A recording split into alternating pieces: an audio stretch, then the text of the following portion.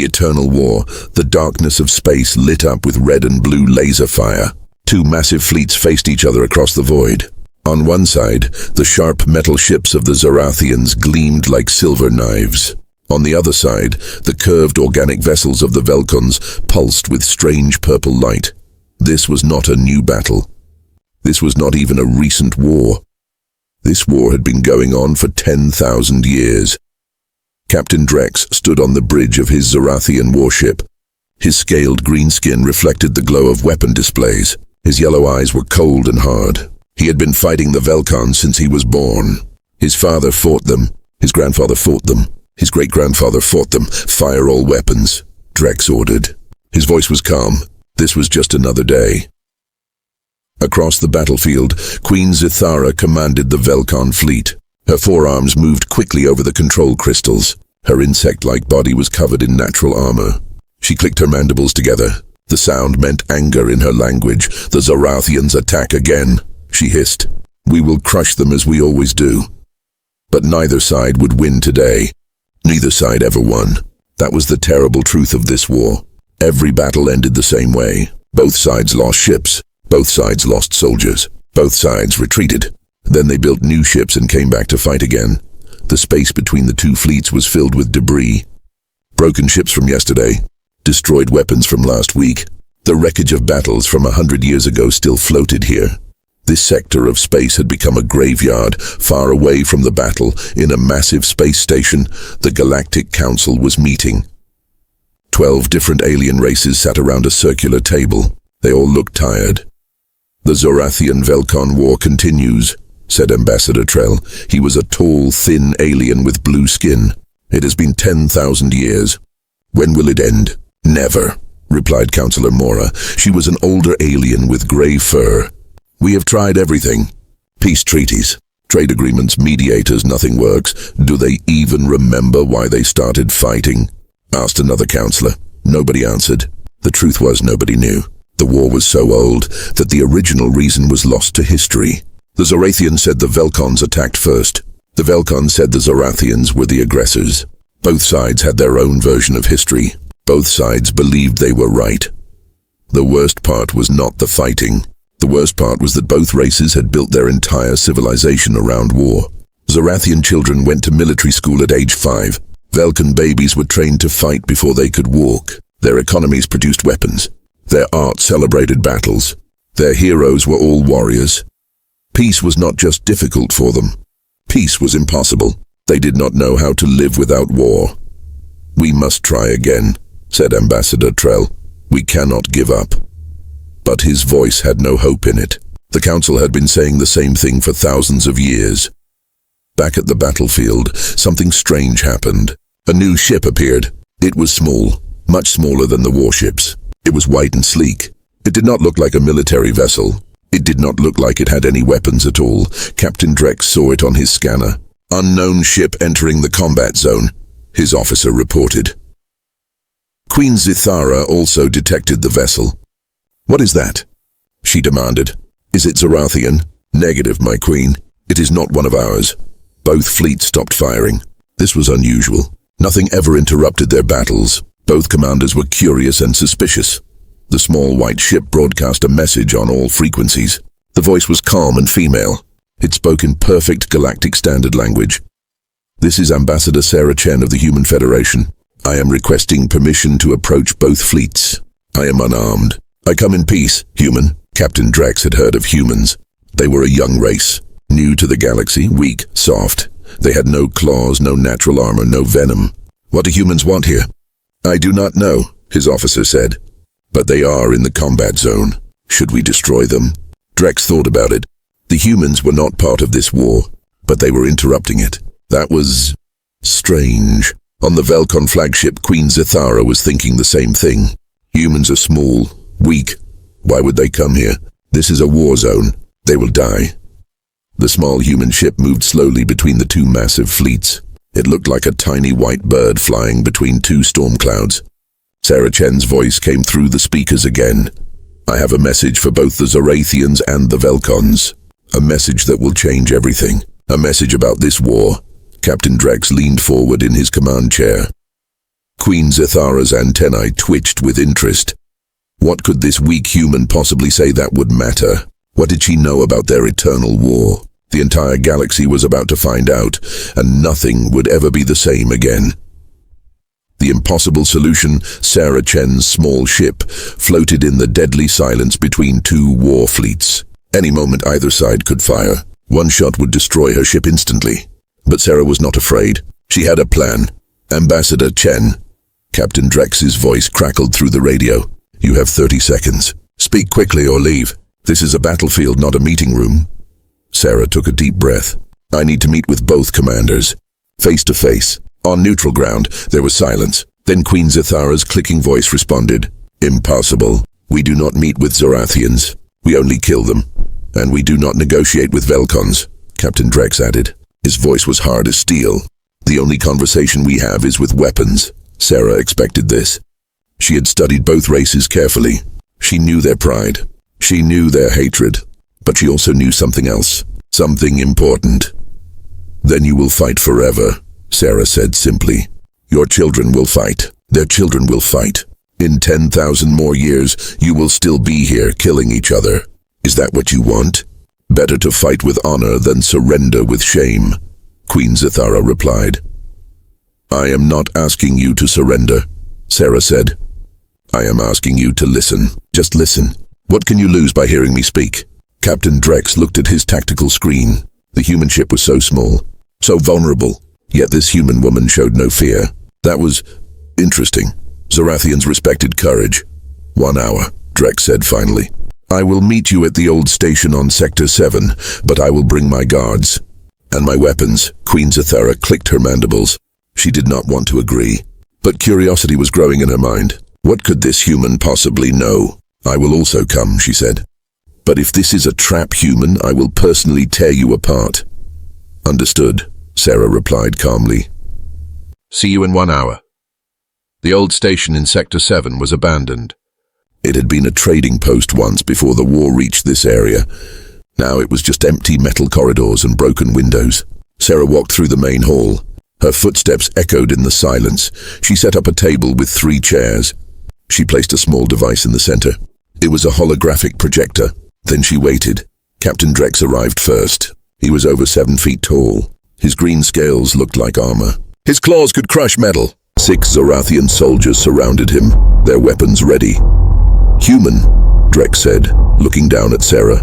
You are very small, very weak. Why should I listen to you? Because I know something you do not, Sarah replied. She pointed to a chair. Please sit. Drex did not sit. He stood with his arms crossed. 5 minutes later, Queen Zithara entered from the opposite door. Her forearms moved in patterns that showed distrust. Her soldiers aimed their weapons at Drex's soldiers. The tension in the room became thick enough to cut. Zorathian filth, Zithara hissed. I should kill you now. Try it, insect, Drex growled back. I will rip your wings off. Enough! Sarah's voice was loud and sharp. Both commanders stopped and looked at her. They were surprised. This tiny human had just shouted at them. You both claim to be warriors, yes? Sarah asked. Of course. Both replied at the same time. Then act like warriors. Sit down, control yourselves. Or are you too weak to even sit in the same room? Sarah's eyes were challenging them. No warrior could ignore a challenge like that. Slowly, carefully, both commanders sat down. They kept their hands on their weapons. They glared at each other. But they sat. Sarah activated the holographic projector. A blue light filled the air above the table. Images began to appear. Images of planets. Images of ships. Images from long ago. 10,000 years ago, Sarah began, your races were neighbors, not enemies. You traded with each other. Your ships traveled freely between your worlds. Lies, Drex said. But he was watching the images carefully. Then something happened, Sarah continued. The hologram showed a beautiful crystal. It glowed with rainbow colors. This crystal was discovered on a small moon between your 2 home systems. Both races claimed it belonged to them. The hologram showed Zorathian ships and Velcon ships arriving at the moon. Arguments, disagreements. Then, the first shot. The first death. A trade dispute, Queen Zithara whispered. She could not believe it. The Great War started over trade. Not just trade, Sarah said. The crystals were valuable then. Very valuable. Both sides wanted them. Both sides believed they had the right to them. Small fights became bigger fights. Bigger fights became battles. Battles became war. The hologram showed the war growing, year after year, century after century. But here is the important part, Sarah said. She changed the image. The hologram now showed the crystals again, but they looked different, dull, worthless. These crystals became obsolete 3,000 years ago. New technology made them useless. They have no value anymore, zero, nothing. The room was silent. Captain Drex stared at the hologram. His yellow eyes were wide. Queen Zithara's antennae drooped. No value? She repeated slowly. None, Sarah confirmed. You have been fighting for 3,000 years over something that is worthless. And for 7,000 years before that, you fought over something that barely mattered in the first place. But our ancestors died for this, Drex said. His voice was different now, confused, lost. Our entire civilization is built on this war, Zithara added. She sounded hollow. I know, Sarah said gently. That is the trap. You fight to honor those who died, but they died because of those who came before them, and those warriors died because of warriors before them. The chain goes back to the beginning, to a stupid trade dispute, to worthless crystals. Captain Drex stood up suddenly. His chair fell backward. This changes nothing, he shouted. We are warriors. The Velcons are our enemies. Why? Sarah asked simply. Because Drex stopped. He could not find the words. Because they killed my grandmother, Queen Zithara said quietly. Because they destroyed our colony ships. Because they are monsters, and they did those things because... Sarah prompted. Because we killed their warriors first, Zithara admitted. Because we destroyed their stations, because it is war. The two commanders looked at each other, really looked at each other, not as targets, not as enemies, but as people trapped in the same terrible cycle. What do we do? Drex asked. He was not asking Zithara. He was asking Sarah. For the first time in his life, this great warrior did not know what to do. Sarah smiled, but it was a sad smile. Knowing the truth is the first step, but it is not enough. You both need to see something else, something that will change everything. What? Both commanders asked at the same time. You need to see what humans learned, Sarah said. You need to see what we discovered when we almost destroyed ourselves. Because yes, humans loved war too. We were very good at killing each other, until we found a better way. She stood up and walked to the window. Outside, the stars shone in the darkness. Come to Earth, Sarah said. Both of you, bring your best warriors. I will show you how humans learn to fight without dying, how we learn to compete without killing. And maybe you can learn too. Captain Drex and Queen Zithara looked at each other again. An unspoken question passed between them. Could it be possible? Could there be another way? For the first time in 10,000 years, both warriors felt something strange in their hearts. Hope. The Human Game 3. Weeks later, 2 military transport ships entered Earth's solar system. One carried Captain Drex and 50 of his best Zorathian warriors. The other carried Queen Zithara and 50 of her elite Velcon soldiers. They had never traveled together before. They had never been this close without fighting. The journey had been tense, uncomfortable, strange, but they were here. They were willing to see what the humans had to offer. Sarah Chen met them at the orbital station above Earth. She smiled warmly. Welcome to humanity's home system. Welcome to Earth. Captain Drex looked at the blue and green planet below. It was beautiful, peaceful. This is where humans come from, he asked. It looks soft. Do not mistake beauty for weakness, Sarah replied. Humans fought brutal wars on that planet. We almost destroyed ourselves many times. Nuclear weapons, chemical weapons, biological weapons. We created ways to kill that would make your battles look small. Queen Zithara's antennae twitched with interest. But you stopped. How? I will show you, Sarah said. But first I must ask you both something important. Do you love war? Or do you love being warriors? Drex thought carefully. There is a difference. A big difference, Sarah replied. War is about killing. Being a warrior is about strength, courage, honor, competition. You can have all those things without death. Impossible, Zithara said.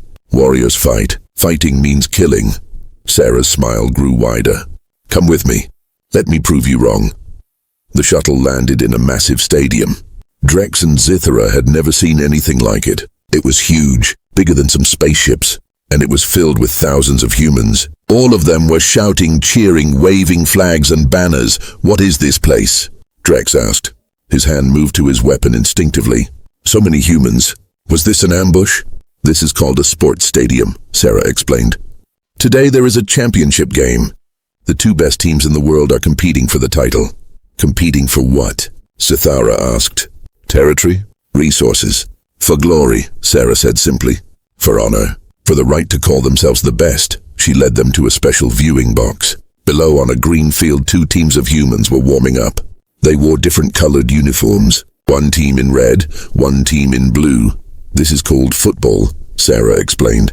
"Each team tries to move this ball to the opposite end of the field. They must work together.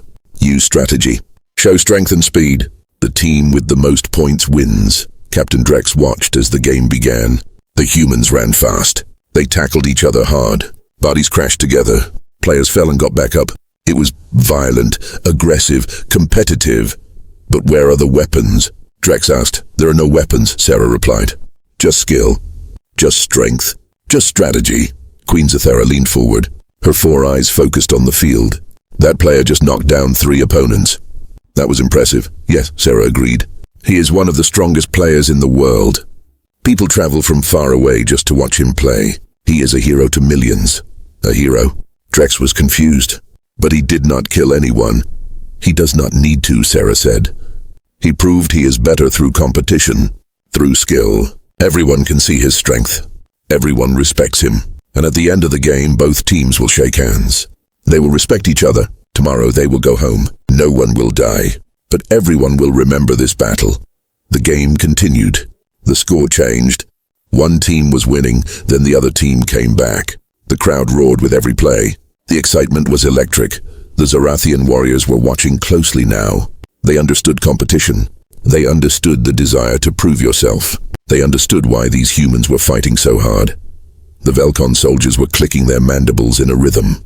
It was their way of showing excitement. They could feel the energy in the stadium. When the game ended, the blue team won by 1 point. The red team looked disappointed. But then, something amazing happened. The captain of the red team walked over to the captain of the blue team. They shook hands. They hugged. They congratulated each other. "I do not understand," Drex said. The red team lost. "Why are they not angry? Why are they not demanding a rematch?" "They will have a rematch," Sarah explained. "Next season, they will train harder, get better, come back stronger. This is not their last chance. This is just one game, one competition." Over the next week, Sarah showed them more. She took them to martial arts tournaments where fighters competed with honor and respect. She showed them Olympic athletes racing, swimming, lifting weights. She brought them to chess championships where warriors of the mind battled with strategy and intelligence. She showed them video games where millions of people competed online, forming teams, creating strategies, fighting for victory in virtual worlds. Captain Drex tried boxing. He fought a human champion in a controlled match with rules and a referee. When the match ended, Drex had won, but he was surprised to find that he felt satisfied. He had proven his strength. Everyone had seen it. But his opponent was fine, bruised but alive, still smiling, still strong. "This is strange," Drex admitted. "I won, but I feel no need to kill you. I feel complete." The human boxer laughed and offered his hand. "That is because you proved yourself. That is all a true warrior needs." Queen Zithara tried racing. She competed against human drivers in fast vehicles. Her natural reflexes gave her an advantage. She won easily. The crowd cheered for her. They called her name. She felt pride. She felt glory. "I have never experienced anything like this," she said to Sarah. "In war, there is only survival. But in this race, there was joy." Sarah nodded. "That is the secret. Humans discovered that competition gives us everything we love about war, but without the death, without the tragedy, without the endless cycle of revenge." That evening, Sarah gathered all the warriors together in a large room. Zorathians and Velcons sat on opposite sides at first, but as the night went on, they began to mix. They began to talk. A Zorathian warrior named Kex spoke with a Velcon soldier named Thrix. They compared their experiences. They talked about the competitions they had seen. "Your race is fast," Kex admitted. "In a race you would likely beat me." "But your race is strong," Thrix replied. "In a strength competition you would likely beat me." They looked at each other. An idea formed between them. "We could compete," Kex said slowly. "Zarathians versus Velcons, not with weapons, but with games, sports, challenges. Winner takes glory," Thrix added. "Loser trains and tries again." More warriors heard this conversation. More warriors began to talk. Ideas started to flow. What if there were galactic games? What if the two races competed in different events? What if they could prove who was stronger, faster, smarter, without anyone dying? Captain Drex and Queen Zithara stood together, watching their soldiers talk. It was the first time their warriors had spoken to each other without violence. "This is dangerous," Drex said quietly. "Very dangerous," Zithara agreed. "If we do this, everything changes," Drex continued. "Our entire civilization is built on war." "I know," Zithara said. "But do you want your children to die the way your parents died? Do you want this war to continue for another 10,000 years? Drex was silent for a long time. Then he spoke, his voice barely a whisper. "No, I do not." "Neither do I," Zithara said. They looked at each other. Two ancient enemies, two proud warriors, two leaders who suddenly saw a different path. "This will not be easy," Drex said. "Many of our people will resist. They will call us traitors. They will say we are weak." "Then we must be strong enough to prove them wrong," Zithara replied. "We must show them that this is not surrender. This is evolution. This is the next level of being a warrior." Sarah Chen approached them. She saw the determination in their eyes. She saw the change beginning. "Are you ready?" she asked. Both commanders nodded. "Then let us make history," Sarah said. "Let us end the eternal war, not with defeat, but with transformation."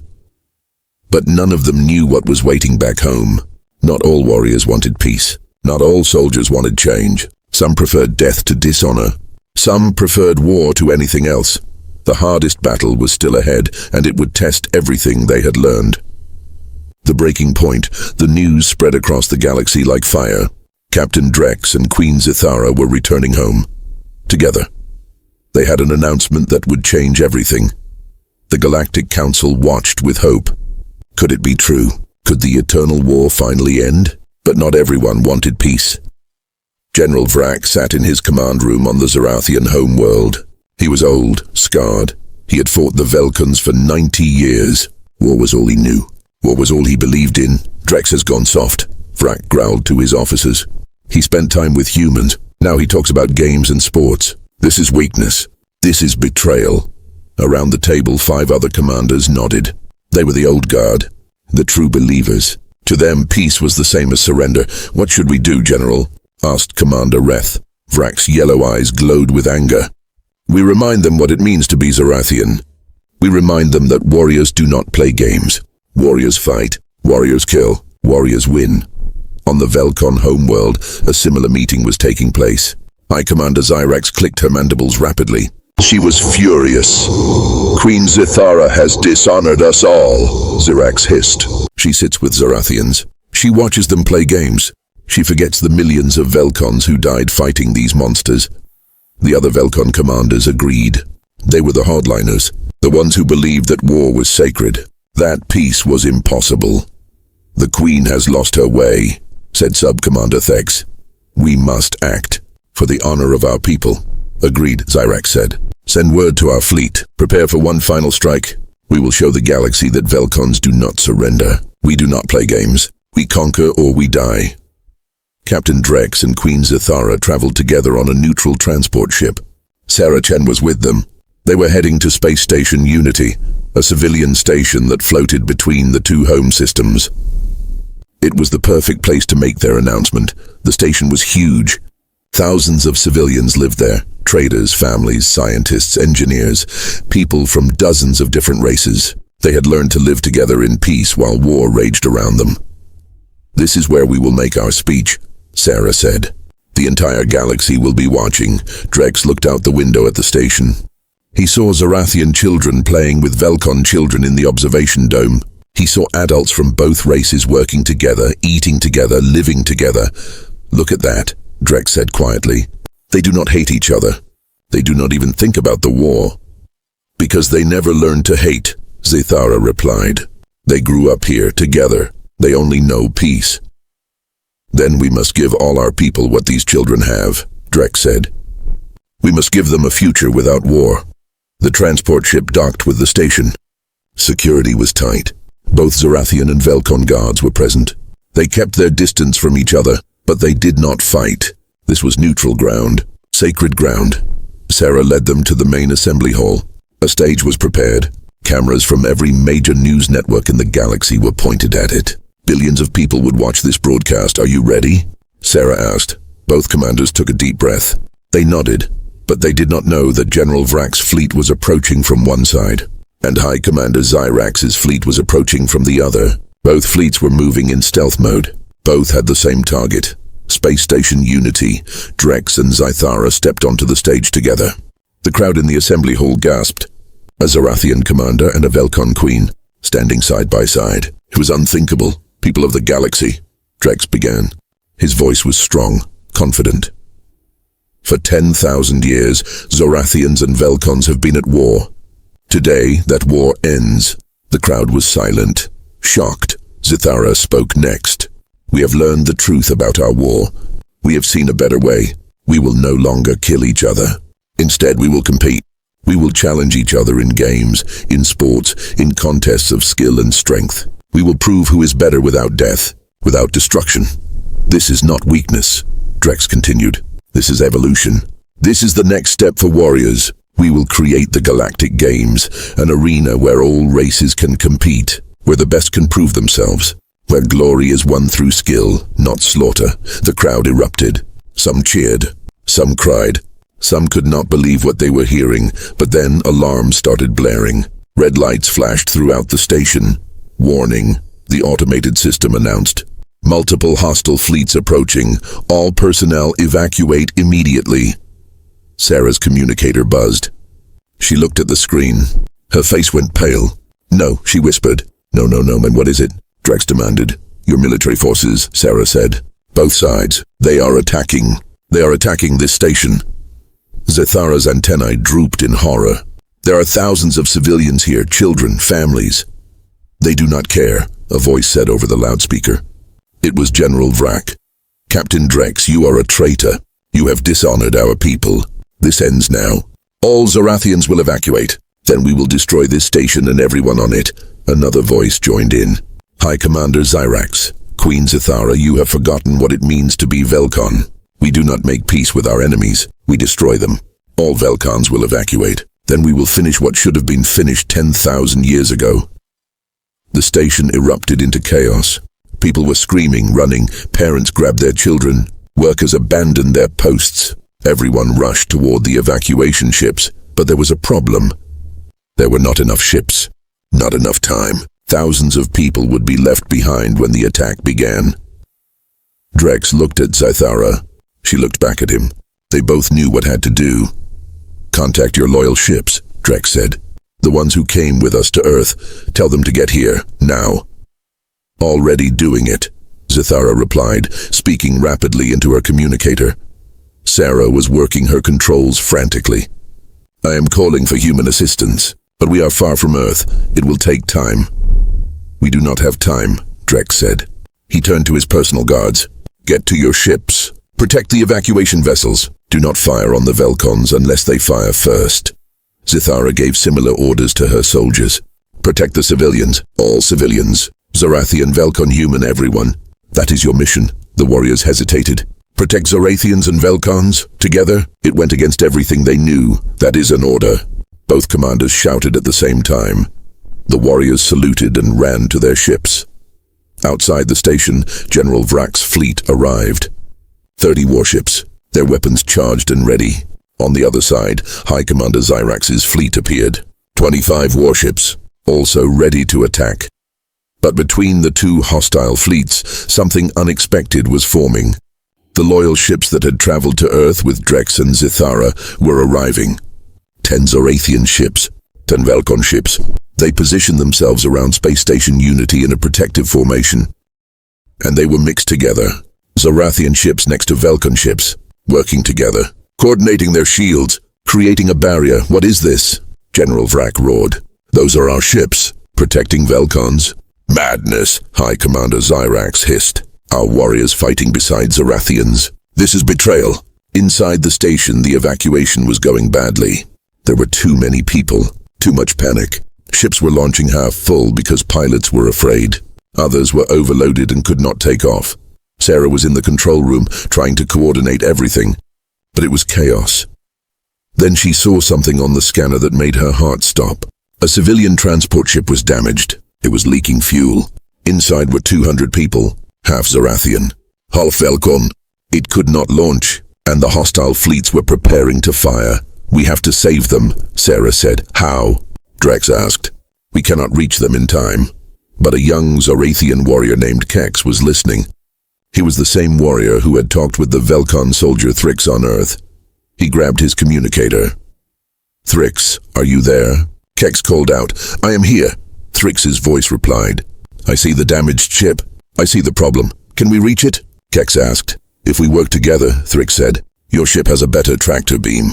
Mine has better thrusters. Together, we can pull them to safety. Let's do it, Kex said. The two warriors flew their small fighters toward the damaged transport, working perfectly together. Kex's ship locked onto the transport with its tractor beam. Thrix's ship provided the thrust. Together, they pulled the massive ship toward the safety of the evacuation zone. But General Vrak saw them. A Zorathian and a Velcon working together? This is disgusting. Destroy them! Vrak's ships fired. Red laser beams cut through space toward the two small fighters, but other ships moved to intercept. More Zorathian and Velcon warriors who had been to Earth. They formed a wall with their ships. The laser fire hit their shields instead of Kex and Thrix. Hold the line! Someone shouted over the radio. Protect the civilians! Another voice called out. For the first time in 10,000 years, Zorathian and Velcon warriors fought side by side. Not against each other, but together, for something bigger than themselves. Inside one of the damaged transport ships, a Zorathian mother held her child close. Next to her sat a Velcon father with his two children. They looked at each other. Two parents, two families, two races that were supposed to be enemies. Will we die? The Zorathian child asked.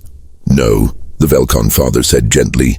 The warriors will protect us. All of us. Both Zorathian and Velcon warriors? The child asked, confused. Yes, the Zorathian mother said. Both, together. The child thought about this. Then maybe they are not enemies anymore. The two parents looked at each other. In that moment, seeing their children together, seeing warriors from both sides fighting to save them, something changed in their hearts. Maybe the child was right. Maybe everything was changing. Outside, the battle intensified. But it was not a normal battle. The loyal warriors were not trying to kill. They were trying to protect. Every move they made was defensive. Every action was to buy time for the civilians to escape. And slowly, something miraculous began to happen. Some of the hostile warriors started to hesitate. They saw their comrades protecting Velcon civilians. They saw Velcon saving Zorathian children. They saw enemies working together, and they began to question everything they believed. On General Vrak's flagship, a young officer spoke quietly. General, we are firing on our own people. They are protecting civilians. Is this right? Vrak spun around, his eyes blazing. They are traitors. They have forgotten what it means to be warriors. But General, the officer persisted. Look at them. They are being warriors. They are showing courage, honor, sacrifice. They are protecting the weak. Isn't that what warriors do? Vrak opened his mouth to respond, but he stopped. He looked at the screen. He watched a Zorathian ship take heavy damage to protect a Velcon evacuation vessel. He watched that ship's pilot refuse to retreat, even as his shields failed. That pilot was being a warrior, a true warrior. And Vrak suddenly felt very old, very tired, very confused. On the Velcon flagship, High Commander Dirax was having similar thoughts. She watched her warriors and Zorathian warriors working in perfect coordination. She saw them saving lives together. Perhaps, Zyrax whispered to herself, perhaps this is not weakness after all. The evacuation was almost complete. The last ships were launching. The damaged vessels had been saved. Thousands of civilians were safe. Captain Drex and Queen Zithara stood on the station's bridge, watching everything. They were ready to die if necessary. They would be the last ones to leave. But then, General Vrak's voice came over the communication channel. His voice was different now, quieter, uncertain. "Captain Drex," Vrak said, I need to think. I need to understand what I just saw. Requesting permission to stand down." And from the other side, High Commander Zirak spoke. "Queen Zithara, I have watched my warriors fight beside Zorathians today. I have watched them save each other's lives. I cannot fire on them. I cannot fire on this station. Requesting permission to withdraw." Drex and Zithara looked at each other. They could hardly believe it. "Permission granted," they both said. The hostile fleets powered down their weapons. They did not leave, but they did not attack. They just waited, watching, thinking. Crisis was over. Space Station Unity was saved, and the galaxy had witnessed something impossible. Enemies becoming allies. Warriors choosing to protect instead of destroy. The old way dying and a new way being born.